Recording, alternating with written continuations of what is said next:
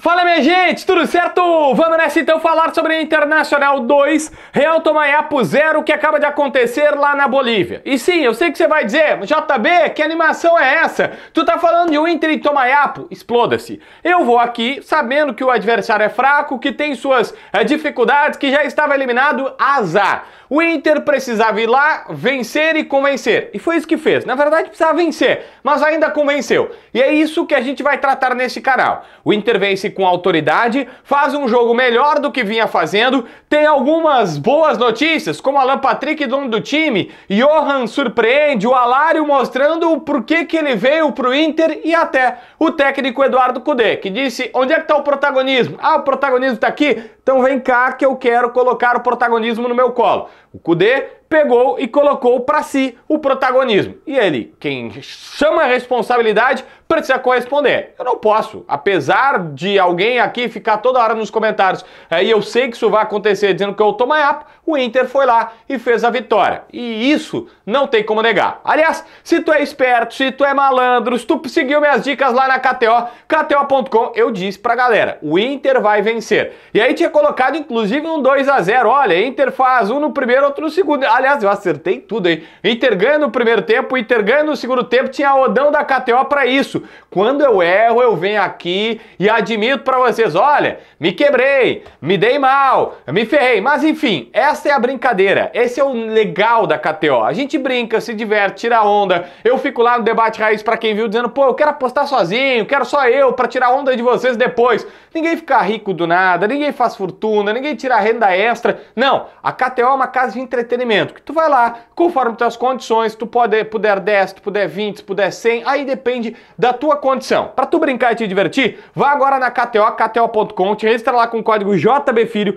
esse código vai te dar uma bonificação já de entrada na casa, em cima do valor que tu colocar, tu já começa ganhando, e aí nos próximos jogos do Inter, tem Inter e Delfim agora, nesse final de semana, pra classificar de fato para os playoffs ou repescagem da Copa Sul-Americana, e aí tu pode te dar bem por lá. Então, KTO.com é a dica do JB, JB Filho é o meu código promocional. Beleza?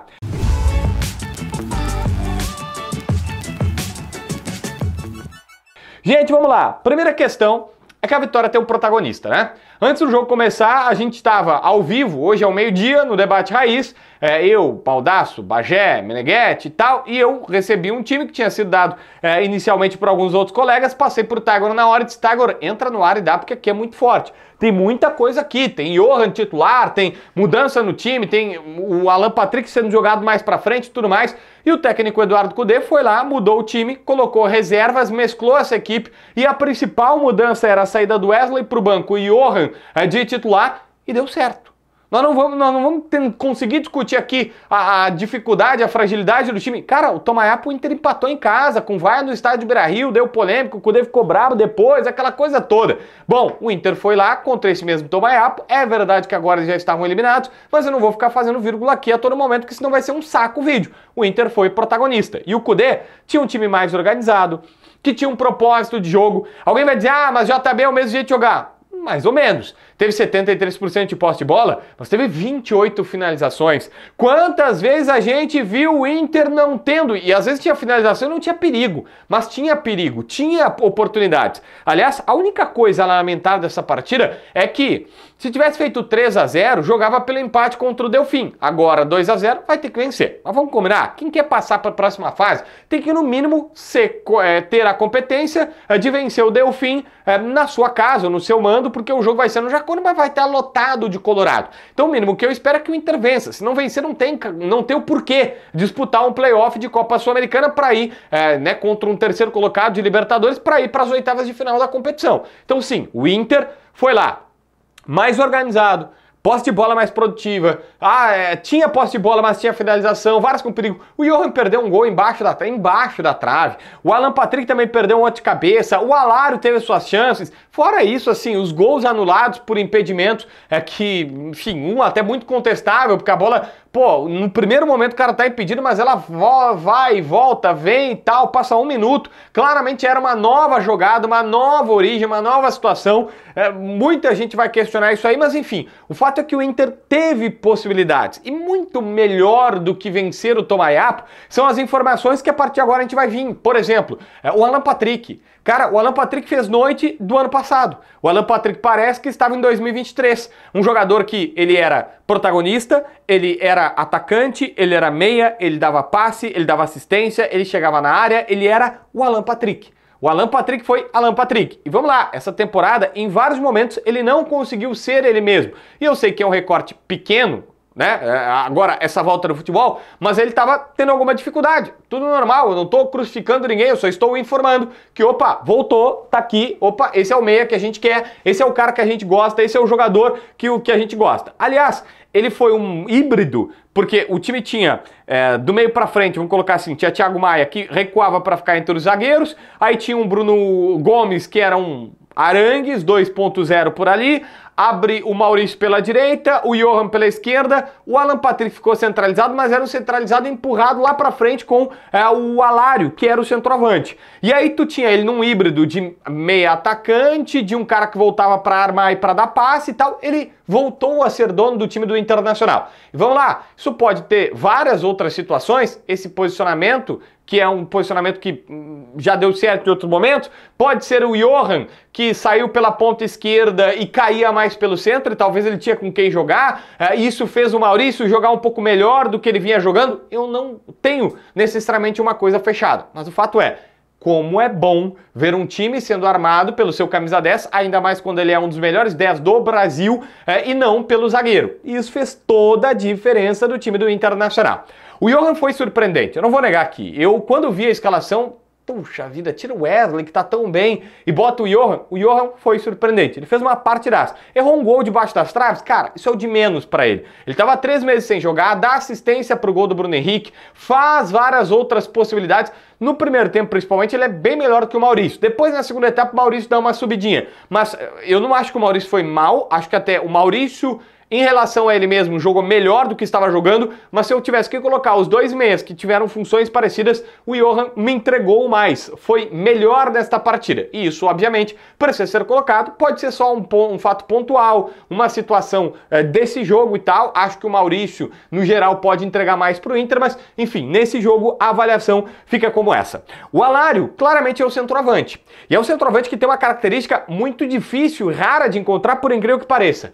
Toda a bola que vem para ele, ele consegue transformá-la em uma oportunidade de gol, e mesmo que ela possa não estar com muito ângulo, com muito jeito para bater, ele bate, ele finaliza de qualquer jeito. Seja de cabeça, ele vai lá, torneia e toca pro gol e é difícil pro goleiro defender, ou a bola passa perto, ou quando a bola vem, ele tá meio desajeitado e tal, ele é meio grandão e ele dá um jeito de bater na bola e fazer seu gol. Errou um pênalti, é verdade, isso sempre é ruim. Ele até saiu na entrevista dizendo que era 50-50 com o goleiro. Não é, né? Pênalti é muito mais pro batedor do que pro goleiro. Mas a verdade é que logo depois foi lá e fez o dele. Isso, obviamente, traz uma situação de que, cara, eu já disse inúmeras vezes no canal, tá? Se o Alário estiver 100% e jogar o que já jogou na vida, ele faz mais gols do que o Borré, porque ele é mais artilheiro do que o Borré. Eu não tô colocando protagonismo de equipe, o Borré pode ser protagonista sem marcar tantos gols, mas ele é foi mais goleador na vida do que o Borré na sua fase de que a gente via decidindo jogos importantes pelo River, depois sendo protagonista num Bayer Leverkusen, enfim, mais recentemente agora estava prejudicado por conta do joelho. O Wesley é um negócio impressionante, porque o Wesley entra no segundo tempo e aí tu diz assim, ele vai ter pouco tempo para jogar, e ele consegue ser protagonista. Acho que não foi pênalti, acho que ele cavou ali no pênalti, é verdade, mas assim, ele é liso, ele passa, ele hoje tá conseguindo numa fase tão maravilhosa que ele dribla bem, ele é muito inteligente, ele consegue escolher bem as jogadas que ele tem que fazer na hora certa e, principalmente, faz tudo com muita velocidade. A fase do Wesley é maravilhosa. Acho que o Bustos hoje jogou melhor do que vinha jogando, que é um negócio interessante. Para ir para outra ponta, não é necessariamente uma crítica, mas só uma consideração. O Bernabé, não sei o que acontece com esse cidadão, né? Porque, poxa, vamos lá. Eu até entendo que talvez não era um jogo para, entre aspas, inventar, Mas assim, poxa, na fase que tá o René, o Bernabé joga titular, ele não joga, joga reserva, ele não joga misto, ele não joga. Eu quero ver esse Bernabé, até pra gente dizer, ó, tá, serve, não serve. Olha, na janela, dia 10 de julho, tem que trazer outro lateral esquerdo, porque claramente o René tá numa má fase, ou esse Bernabé aqui não vai nos ajudar, porque, né, já não tava jogando na Europa, faz tempo que saiu da Argentina, algum tempinho já, mais de ano. Então, assim, eu queria vê-lo jogar. Isso não é nenhuma crítica, nenhum elogio, é um pedido de eu gostaria de vê-lo jogar.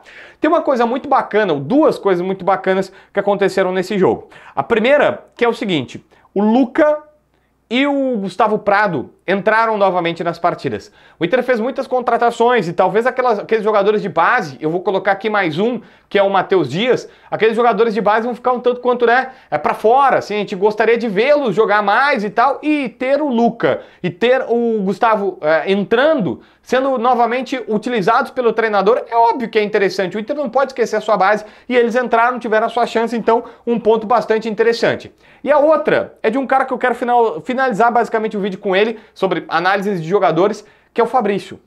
O Fabrício, se vocês prestarem atenção, tem 38 anos. Ele é paranaense, acho que de Paranavaí. E, cara, ele só jogou em time... Desculpa, Fabrício, não é, né? Um time pequeno na carreira. E aí ele tem a chance de vir pro Inter. E aí, aos 38 anos, o cara estreia num jogo de Sul-Americana. Não importa que é contra o Tomayapo. Cara, ele estreou... Olha que coisa louca. Ele tava jogando há pouco tempo no Nova Iguaçu. E aí, daqui a um pouco, ele... Opa, o Inter quer te contratar. Tá aqui. Ah, mas não é só te contratar, o Inter vai te colocar pra jogar. E ele tá jogando numa competição da Conmebol. E o cara estreou numa competição da Conmebol, num jogo de Sul-Americana, sendo que há pouco tempo, com 38 anos, eu tenho certeza que ele jamais imaginava essa reviravolta que a vida dá. É mais um exemplo que o futebol pode dar muita coisa para as pessoas, ele pode significar muito para as pessoas. Eu tenho certeza que esse jogo, obviamente, vai ficar eternamente marcado na carreira, que já está perto de acabar, os 38 anos do Fabrício, mas que teve essa chance. Eu fiquei depois, no final do jogo, pensando nisso. Ele não foi muito exigido, não tem como avaliar ele, mas claramente acaba sendo protagonista da partida. Enfim, o Inter está com o caminho aberto. É só vencer o Delfim agora no final de semana, sábado, essa partida aqui no Jacone, que está classificado. E vamos combinar, é o mínimo que se espera que classifique e vá para conquistar uma vaga para as oitavas de final. Aí sim, nesse playoff, pode pegar adversário mais pesado, a coisa muda de figura. Se inscreve no canal, assina a notificação, deixa teu like, comenta aqui embaixo para ver mais vídeos.